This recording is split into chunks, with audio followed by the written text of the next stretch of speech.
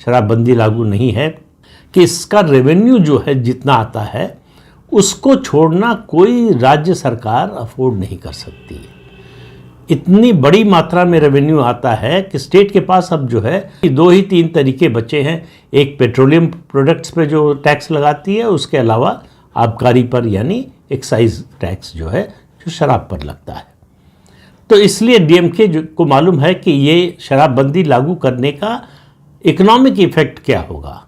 ऐसा नहीं कि वो चाहते नहीं होंगे, लेकिन उनको मालूम है कि इसको लागू करने का इकोनॉमिक इफेक्ट क्या होगा। लेकिन मैं जो आज बात करने जा रहा हूँ कि 2 नई चीज़ें हो रही हैं। एक, अभी 15 महीने बाकी हैं चुनाव में। अब आप देखिए चुनाव लड़ने का तरीका किस तरह से बदल रहा है देश में, और ये केवल तमिलनाडु में हो रहा हो ऐसा नहीं है, पूरे देश में हो रहा है। लगभग आधा दर्जन पॉलिटिकल कंसल्टेंसी वाली कंपनियां तमिलनाडु चेन्नई पहुंच गई हैं। अलग अलग पार्टियों से संपर्क कर लिया है, बातचीत लगभग आखिरी दौर में है, कहीं समझौता हो गया है, कहीं होने वाला है। तो अलग अलग पार्टियों ने अपने लिए कंसल्टेंट नियुक्त कर लिए हैं या करने की प्रक्रिया में है। कल इससे पहले आपने नहीं सुना होगा कि इतनी बड़ी संख्या में किसी एक राज्य में इतने कंसल्टेंट आ जाए। तो उसके 2 मतलब है। एक कि पार्टियों को ये महसूस होने लगा है कि कैडर के थ्रू उनको जो फीडबैक मिलता था वो सिस्टम उनका ध्वस्त हो गया है। उसके लिए उनको एक बाहरी एजेंसी चाहिए। अब बाहरी एजेंसी क्या करती है, वो एक तो फीडबैक देती है उनके जो जनप्रतिनिधि हैं, यानी विधानसभा के चुनाव है तो एमएलए, उनकी परफॉर्मेंस कैसी है।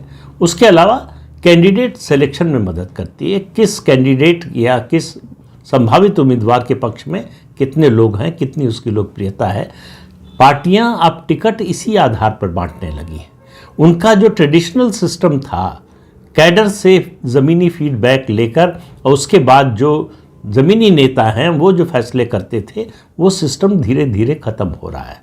सभी पार्टियां, हालांकि सभी जो है पूरी तरह से इस पर शिफ्ट हो गई हों ऐसा नहीं है, लेकिन इसका चलन बढ़ता जा रहा है, इसका प्रभाव बढ़ता जा रहा है। कांग्रेस और भाजपा में भी है इसका प्रभाव।